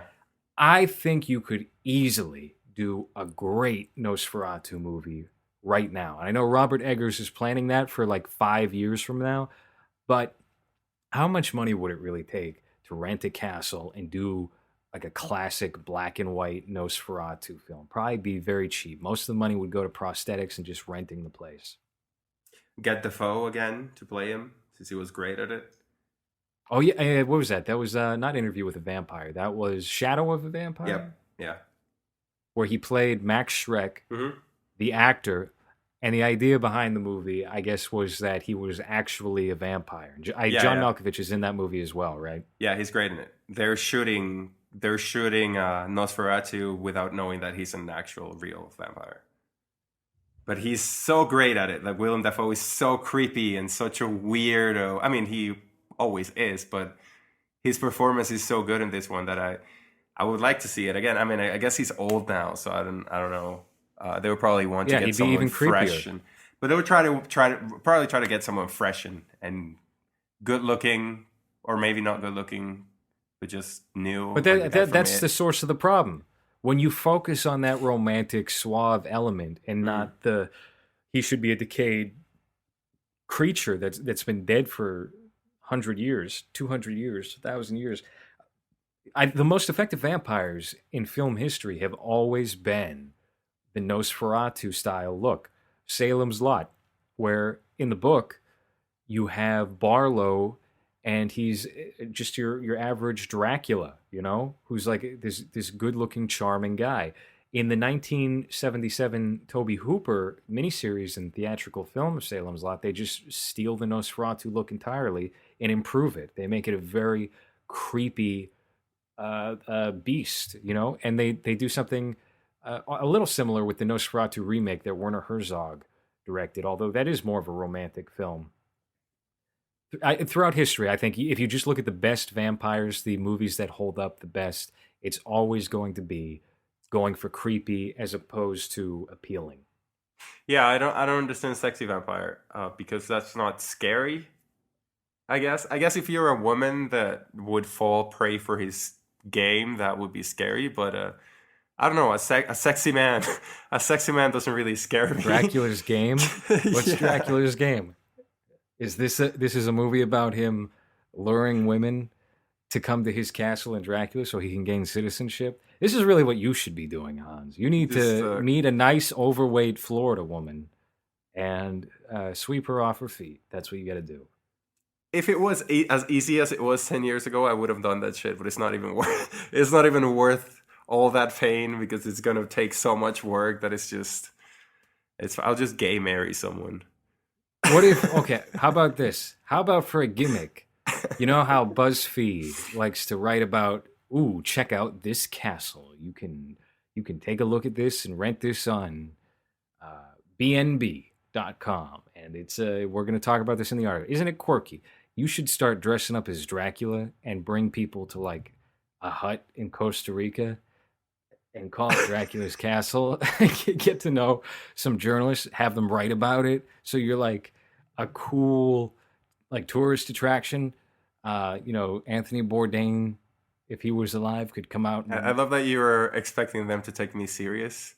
Of just wearing leather and fucking hot ass Costa Rica, just sweating. Yes, coming to my smelly hut. Yeah, everything you're smelling right now, it's all me. I wasn't even thinking leather. You could just do, what? I don't know, like some kind of spandex. Oh yeah, that's better. Yeah. I don't know. I'll give it some thought. A good cloth cape. I'll give it a thought. The Beach Dracula idea and see how that works. Contact your BuzzFeed contacts and the ones that wrote about us once in a while ago. Oh no, that wasn't BuzzFeed. That was other people. We don't talk about that. We don't mention that. Oh yeah. I think it could be something. You're trying to offer some new flair for South America. That could be it. South American Dracula. It's like Beetlejuice Goes Hawaiian. You're merging two different things and creating a brand new vision for the future. Didn't they do that on Hotel Transylvania where they go to the beach? And I don't watch that shit. Why would I know? Why that's isn't that an Adam Sandler movie? Yeah, there's 3 of them. And in one of them they go to Hawaii or something. Yeah. How are you watching these movies? What are you dating 8-year-olds? I just have a lot of really useless knowledge that gets me nowhere and just bores people. So I just know that I've never seen any of them, but I know that he plays a vampire that goes to the beach and wears like a Hawaiian shirt. So maybe I should base. What if you just maybe you could just? What if you change your last name to Dracula? Hans Dracula. That is so bad. That sounds like a new metal lead singer from the 90s. Hey, I'm Hans Dracula and this is my band. Eternal Pain or something. I don't know. That's terrible. That sounds like Mike Diesel. Those 90s fucking steel. I suppose. I mean, you look at where you're at currently. You're wheezing, you're coughing. You have to mute the microphone every 3 seconds, so you don't pass away live on cam. I don't think you could really, downgrade by going with a name change. Hans. Look at me. Look at me. I'm somebody now because I use a fake name. How about that? What's your fake name? People can. I'm sure many of the people here are aware of the fact that my name is not LowRes Wonderbread. Oh shit! I didn't know you publicly stated that. So now, is that your ID? Should I legally change my name to LowRes Wonderbread? No, that's horrible. That is bad. That would be great for my children to show up to school and for them to do the name roll call. That would be eternal torment. You couldn't name your kid, any normal name. It would have to be something weird like that too. It would have to be like a celebrity name. Like what? Like what goes with what could easily go with Wonder Bread where there's no detachment there? Oh shit, I don't know. What would be like a celebrity like Willow or something something like that. Willow. Willow Wonder Bread. Yeah. You can't have a kid called Joe if your name is LowRes Wonder Bread. Joe Wonder Bread. That actually doesn't sound so bad. No, that sounds pretty cool. Maybe that's what your new name should be, Joe Wonder Bread. Joe Wonder Bread. That brings to mind the Tim Allen film, Joe Somebody, where they forget his last name and he just loses it. Tim Allen. And I'm the weirdo for knowing that. Yes. Hotel Transylvania, go to the beach. You're watching kid films all day and falling asleep during the real movie, Unbelievable. What's Tim Allen up to since his podcaster show was canceled, right? No, it's on Fox. They picked it up on a different network. Still? That shit's still on? Yeah, and they did the Family Matters / Fresh Prince thing where they couldn't get a lot of the cast back, but they got him and his wife, so all the daughters are now new daughters. Yeah, I don't. Okay, good for him. Good for that coke fiend. Well, here's something that was going on with Tim Allen. Tim Allen was supposed to do something pretty big, if I recall.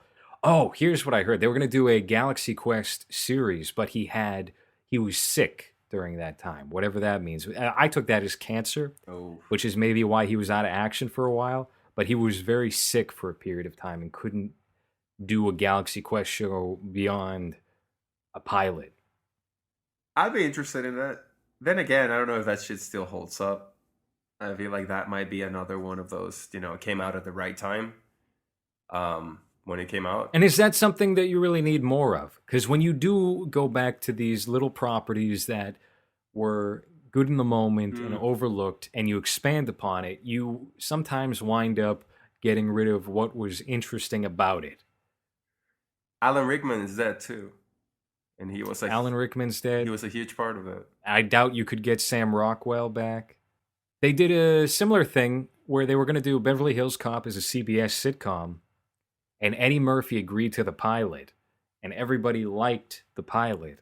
Nobody liked the main guy in the pilot, though. Yeah. They just wanted Eddie Murphy, and Eddie Murphy refused to do any more, so they shit-canned the whole project. How about just coming up with new shit? I guess it's there's so much shit now, like so much content and so many streaming things that are creating their own productions now that it's really difficult to find one thing and then, like it throughout and just sit and watch the whole thing. Like, it feels like there's so many things that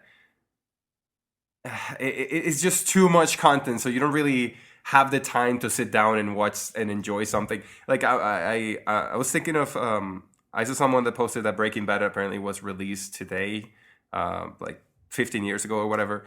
And when that came out and that was like a huge thing, and like it I don't want to say it changed TV, but it was like a huge deal. I don't feel like that. No, it did though. It was definitely one of the at least two shows that changed how television works. I think that and Mad Men. Getting The Sopranos, that respect for TV, yeah. Yeah, The Sopranos were a good run up to that.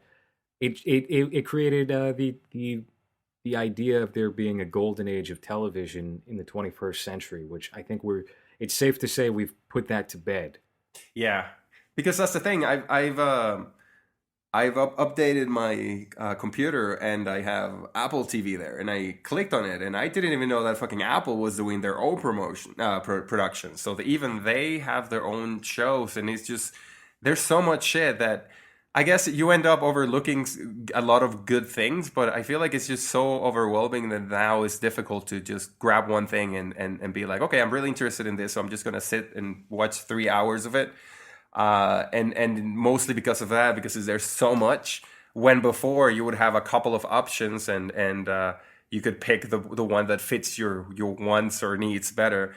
Now there's so much shit that you don't even know where to look, and you don't even know if it's worth looking, because there's so many things that, am I just wasting my time watching this shitty thing when I could be watching something better? That at the end of the day, at least to me, I end up just scrolling for like half an hour and then setting on something like That 70s Show or something like that I've seen a million times, And these Apple shows that have come out with Jennifer Aniston, I mean, they have very good casts, but I have not heard a single good thing from somebody who has watched it.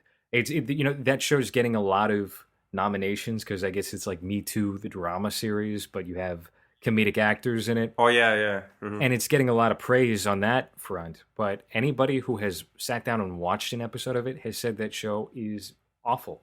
So I don't know. It seems to me like there is a need to just make things, but there's no heart or soul put into it. It's just expendable money that they have to garner the celebrities they need. That the algorithm. I mean, we saw this with Warner Brothers recently, right? Where they have an algorithm now that will tell them what story ideas or what stars to use that will be the most marketable for their upcoming film slate. They might try this out.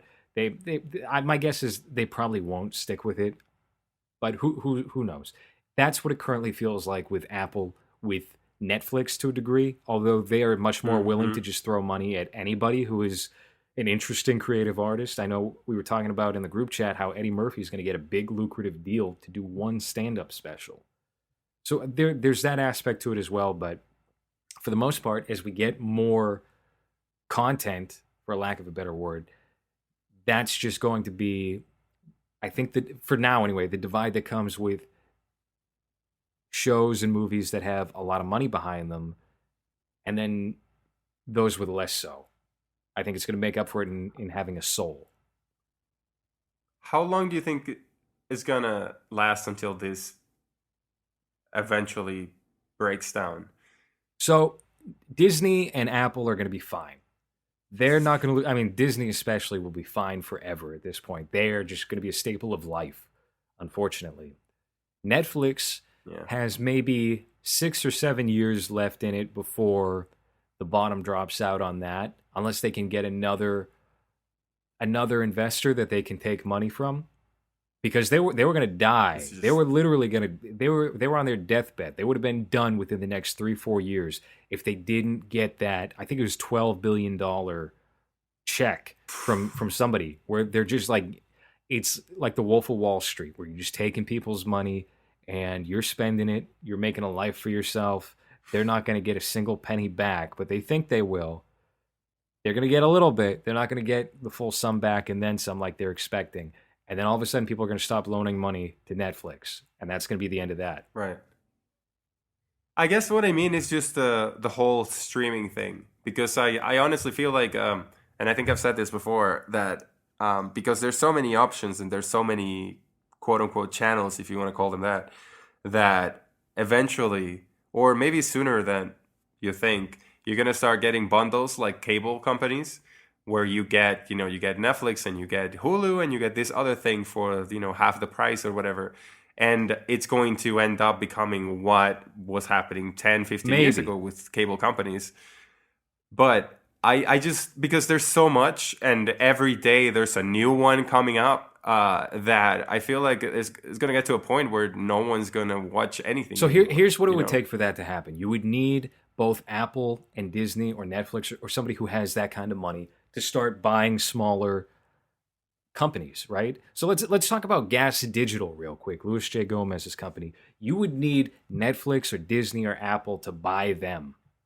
You would need everybody on that scale to be bought so they can offer package deals, or maybe they get cut in with something else.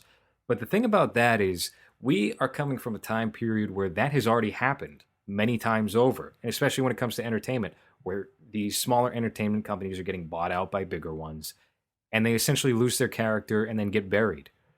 That's what happened with New Line Cinema originally, where we're talking about The Island of Dr. Moreau. They were a great innovator for niche horror films and just weird movies in general. Comedies, types of movies you probably wouldn't see put out by Warner Brothers proper. They put out House Party. They started Nightmare on Elm Street. You had Dumb and Dumber. These types of movies came out. The Mask. You wouldn't have gotten that from Warner Brothers. And what happens is when you make that deal, you just put a deadline on your company's existence. So I think a lot of people have, ironically enough, I think there are enough people out there who are running their own businesses who have enough integrity to not make that kind of deal with those companies. Right. I think they might make a smaller deal of convenience where maybe they're getting distributed through this or that, if that kind of deal arises, but I don't see that happening the same way again. Some people will take it, absolutely. If somebody came, for example, if in this very unrealistic situation where Disney's like, yeah, we want to buy your YouTube channel for $300 million, I'd say take everything. You can personally license Hans as well. Yeah, fuck it. That's a lot of money. Yeah. Yeah, I feel you want to work at Disneyland as Goofy for the rest of your life? No, not really. You're tall enough. Not really, no. I could see that. Yeah. I don't know. I just, it's just too much, I guess. That's my issue. Like, I just feel like, and this happened to me in 2019 where I didn't really watch many films, and it was before there was just so much that I just couldn't focus on just one or focused on anything that I liked enough or was interested enough to watch it. So I ended up watching like, I don't know, maybe 10, 15 movies is that throughout the whole year.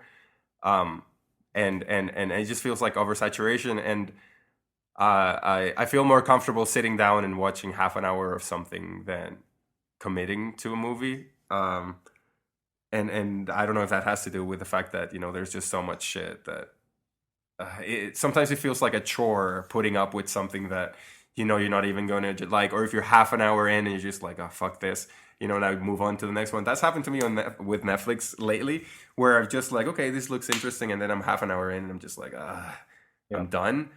But that could also just be me. I don't know. I don't know if it's just like a fatigue of like too much. Like too many options sometimes it's not a great thing. I can't really get into TV shows now for that exact reason. They're too much of a commitment, and oftentimes the payoff isn't going to be worth it because they have other seasons in mind. Unless it's somebody I trust, like David Gordon Green and Jody Hill with the Righteous Gemstones. I know I'm going to probably like whatever they put out, and they're going to, you know, wrap it up nice and neatly when all is said and done. They're not going to just carry it on for the sake of profit. Because what is really the profit with that type of show? Probably very little. Right. So yeah, that's actually something I've been thinking about with this year, and also just like the slate of work that's on my plate, and I know it's gonna be on yours and Jake and like everybody who's in the gang. It's like, is there gonna be enough time to actually watch a lot of new stuff between all this? Because I would much rather be making rather than consuming when it comes to this year. Right. In 2019, I consumed a lot of content. It was a very good movie year, I will say that, so it wasn't all in vain. But taking a look at 2020 and the year ahead, it doesn't look like a promising year as far as the major releases go. What are the blockbusters this year? Is there superhero stuff? Is there horror stuff? I'm pretty sure we got some Marvel movies coming out. We've got Venom 2. We've got... Christopher Nolan has a new movie coming out. That might be good. Oh, right. No, what is it called? Ad something? No, that's not... You're thinking of Ad Astra. He's got a movie called Tenet coming out with right. Denzel Washington's son. I was looking at a chart. Oh, we got Birds of Prey next month. I feel like we got to see that movie and talk about it. So that might be on the docket. Yeah. And, you know, actually, something I'm very excited about is, and you haven't seen this movie yet, but we talked about it. Once Upon a Time in Hollywood has a series that will be, I think, shot this year or next year. 5 episodes by Quentin Tarantino with DiCaprio. Oh, cool. That's cool. He's doing yes. like a Western series. Like there's a Bonanza type series that takes place in the show. And he wrote 5 episodes for that, and he's going to direct it. I'm pretty sure Netflix is probably going to put it out. That sounds interesting. But yeah, it doesn't feel like a big... I guess there's no Star Wars, right? There's no... There's no Transformers or anything big like that. There's no like Ninja Turtles. You know, there's usually a couple of those that come out in the summer. There's no Baywatch. You know what I mean? Like there's no... What's the next rock movie? Jumanji 2, did that come out already? Jumanji 3, I think you mean. Yeah, I think that did come out already this year. Oh, there's going to be Candyman. There's going to be Wonder Woman, The Eternals, The Conjuring 3, Bill and Ted, Black Widow, and the Uncharted movie is out this year. Yeah, it's very underwhelming. Also, I really don't care. The Ghostbusters sequel, the proper Ghostbusters sequel. Remember that? We were talking about that. Yeah. What's it called? Afterlife? Yeah. Ugh. It looks very sentimental. If there's something... God damn it. If there's one thing that I'm absolutely exhausted of, it's any kind of sentimental nature. Just nostalgia-driven shit. Also, another movie... With children. Another movie that you had mentioned before, Top Gun, the Val Kilmer vehicle, where he plays Iceman. Maybe he'll be back for Top Gun Maverick, released June 26th of this year. They have to have him back, even though he's got cancer and shit now, right? He's all fucked up. Well, that made him skinny and good looking again. Oh, is he? Is he not because of like the cancer? Dead? Yes, he has bone marrow cancer, lung cancer. He's got a big brain tumor, big grapefruit growing in the center of his head. So he's skinny with a giant head. So he's back in action, is what I'm trying to say. You know. Dune. It's gonna be weird. Dune comes out this year too. Oh, right. That's, is that this year? yes, that's the one movie that I'm looking forward to is Dune. Yeah, it would be weird to see Tom Cruise, who still kind of looks the same, and then Val Kilmer, who definitely does not look the same as when Top Gun came out, and just them going back to face again in that gay. Like, I can't imagine Val Kilmer taking his shirt off to play volleyball again. So I wonder what they would do with that. I don't think he would be able to even like hit the ball. You know, his wrist might break or something. You know, it could be, it would be quite the controversy. I guarantee you, though. I think, and maybe this is how they'll use Val Kilmer. I think they're going to bring in him and Anthony Anderson, who is bald now, and they're going to do the de-aging effect. On his tits? I would love it if Val Kilmer was skinny and just had a big pair of tits. Dude, it would be great if they did the Scarlett Johansson thing they did on Avengers, where they just grab her face and put her on a body, and then you just have Val Kilmer's face on this guy that's in great shape, and then when you see him doing press, and there's this fat lump of, well, I guess it's not fat anymore, but he looks sickly and just like fucked up, and then you see the movie and it's this perfect looking Val Kilmer. That's what they should do. Who's directing that? I'm not sure, to be honest with you, because the original director, Tony Scott, jumped off a bridge and killed himself. So he's out of action, out of commission. Also, why are people excited about Bill and Ted? Can you explain that to me? Because of John Wick, Keanu Reeves. And I'll tell you what, the other guy hasn't made a slouch of himself in the years since then, like a lot of people assume, just because he's not acting. He's been a pretty, if I recall, I think he's a fairly prolific documentarian. So, okay, I just don't see those characters existing anywhere but when that movie came out. Especially the way they talk, like that's not gonna. I don't know if that's gonna work very well in the 2020s. But I just mostly, who cares? Right, I guess that my reaction was just, oh, fuck, like, why is this needed? We get it, John Wick is cool, but that's not the character that the Keanu was playing in that movie. He was like goofy and like radical and 90s, right? Yeah. Like I just don't understand the excitement. It's like this same people that got excited for fucking Joe Dirt too. You know, it's just who got excited about that? I don't know. I don't know sure either. There was someone. I'm sure there was a couple of people. I don't know. The South. The South wanted to be. The South rose again. Wanted to be identified again, but again, it just feels like that. It just feels like, hey, Keanu's popular again. So what can we revive? Is the Matrix is next? I bet. That's already on the docket. They already talked about that. They got most of the original cast members back, and that's officially a go. Fuck. That's the future. That's all there is to it. But it's all right. It's okay, because other stuff will come out that'll probably be better than that. That'll be smaller than that, and hopefully that's where the tide turns. Or alternatively, it's going to become more difficult to get those smaller projects out, and these titans in media are just going to be our overlords forever. Yeah. Which could be equally the case. Anyhow, I think we've talked enough about Hollywood and about Color Out of Space, Richard Stanley's latest film. So we both agree that to a degree, it is a success, although it could have been done better. And I think in terms of inspiring feelings to check out more of the H.P. Lovecraft canon or similar films, it is successful in that regard as well. I agree. All right. Go watch it. Go watch it. All right. And is it getting a wide release? No, it's getting a pretty slim theatrical release, but it's going to be online. And I'm pretty sure the Blu-ray is coming out within a relatively short amount of time from that theatrical release. So people will have the opportunity to check it out. I bet you it's going to look great in 4K. It is getting a 4K Blu-ray release. Again, this is a visually interesting film, and just bringing it to a higher definition is only going to improve that. All right. Any closing words about this or future episodes to come? No. All right, great.